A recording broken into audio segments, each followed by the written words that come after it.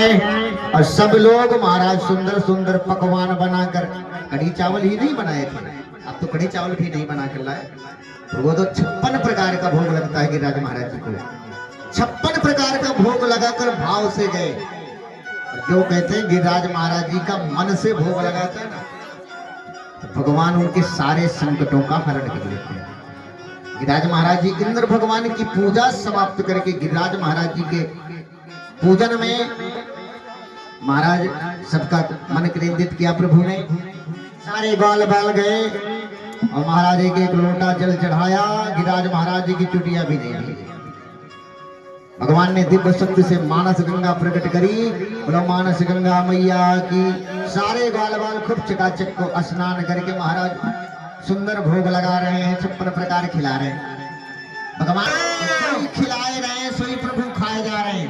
यशोदा मैया निहार रही है, धन्य है लल्ला तेरा भगवान कितना शक्तिशाली। इंद्र भगवान को इतने सालों से खिला रहे हैं, कभी खाने नहीं आया, पर धन्य है तेरा भगवान जो साक्षात खा रहा है। जो ही खिलावे महाराज सोई खाए चले जा रहे, खाए चले जा रहे। पंडित जी यशोदा मैया कह रही है लल्ला मुझे तो लग रहा है जे भगवान थारे जैसे ही लग रहा है। भगवान कह रहे मैया मेरे जैसे कैसे लगेंगे, हम इनको बुलाए हैं और महाराज ये साधारण देवना है, साक्षात दर्शन देने वाले हैं। सारे ग्वाल बालों ने खूब बढ़िया सुंदर भोग लगाया और भगवान गिरिराज महाराज जी का पूजन किया। देखिए जब किसी को खिलाओ पिलाओ और कहते हैं कार्तिक शुक्ल प्रतिपदा, देखिए गोवर्धन के जब दीपावली होती है, दीपावली के बाद आप अपने घर में पूजन करते हैं ना गोवर्धन जी का, कौन कौन करता है? सभी ने किया होगा शायद, तो सबको पता भी रहा होगा, भोग भी लगाए होंगे कि नहीं ऐसे ही। तो महाराज इंद्र भगवान की जब इस बार पूजा नहीं हुई तो महाराज चिंतित हो गए, विचार करने लगे क्या हुआ भैया, जाओ पता करो। मेघों को भेजा, मेघ जब यहाँ देखे तो यहाँ किसी गिरिराज महाराज जी की पूजा हो रही है। गए बोले महाराज आपका पत्ता साफ। अब बताइए कोई बार बार खा रहा है। आजकल जमाना ऐसा है, किसी को जैसे कोई चीज मांगने आते ना, कुछ मांगने वाले, एक बार दे दो 10 बार दे दो, और अगर 11वीं बार आप नाट गए ना दिया तो 10 बार जो आपने दिया था व्यवहार बनाया था और सारा सामान देते रहो जीवन में, तब तो ठीक है। जो भी मांगने आए दे दो, जो भी मांगने आए दे दो।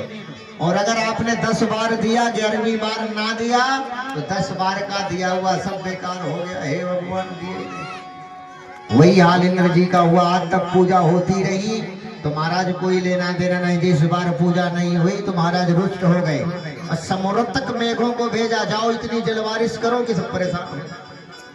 आए मेघ और इतनी जलवर्षा किए, इतनी जलवर्षा की सारे ब्रजवासी परेशान, दौड़े दौड़े कन्हैया के पास गए। देख कन्हैया तेरी वजह से सब हुआ। हम कहते थे ना ऐसा मत कर, भगवान ने कहा मेरी वजह से नहीं, जिसकी वजह से हम उसके पास चलो।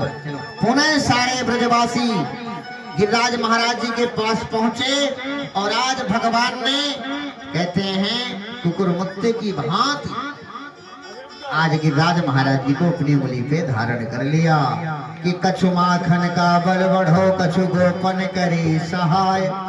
श्री राधा जू के प्रेम में गिरवर लियो उठाए। और आज भगवान ने एक ही उंगली से गिरिराज महाराज जी को धारण कर लिया। सारे ग्वाल बाल टेक लगाए खड़े हैं। ग्वाल बाल सोच रहे धन्य है कि नहीं।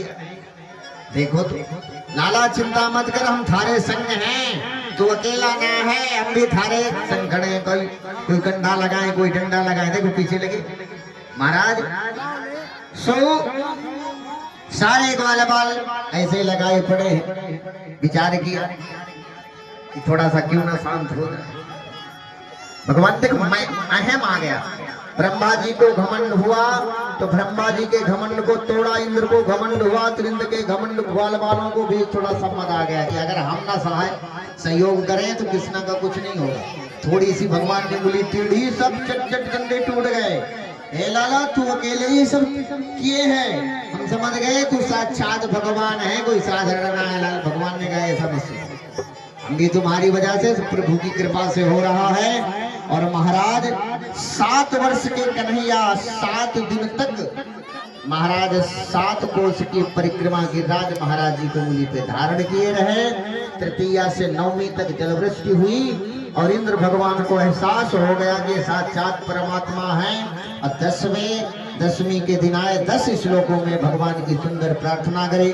विशुद्ध शांता तव धाम शांतम तपोमय धस्तमस्कतम मायामयोऽयं गुण संप्रवाहो न विद्यते ग्रहानुबंधा। 10 श्लोकों में सुंदर स्तुति करे और इंद्र भगवान के घमंड को प्रभु ने तोड़ा। प्रेम से बोलो जा राधे राधे। देखिए कथाएं अनंत है और समय का विषय ध्यान देना है। आइए सभी माताएं जिनके घर से भोग आया है कृपया यहाँ पर आएं और भगवान का पूजन करवाएं और पूजन के बाद भोग लगाएं। और भोग आप सभी से निवेदन है कि सभी माताएं आरती और प्रसाद लेकर ही जाएं। और इसके बाद इस कथा का रस आज बहुत ही बढ़िया आज लोगों के समक्ष बहुत ही विकराल शिव तांडव अघोरियों के साथ दिखाया जाएगा। बहुत ही भव्य दिव्य झांकी आप लोगों के समक्ष 5 मिनट के पश्चात आएंगे। देखिए आप गिरिराज महाराज जी के पास कभी गए हैं वृंदावन?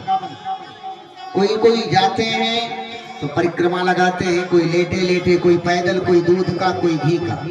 आपसे निवेदन है कि सभी माताएं आएं और गिरिराज महाराज जी का एक परिक्रमा लगाकर अपने स्थान पर बैठ जाएं। जो हो सके यथाशक्ति उसमें दक्षिणार्पण करें।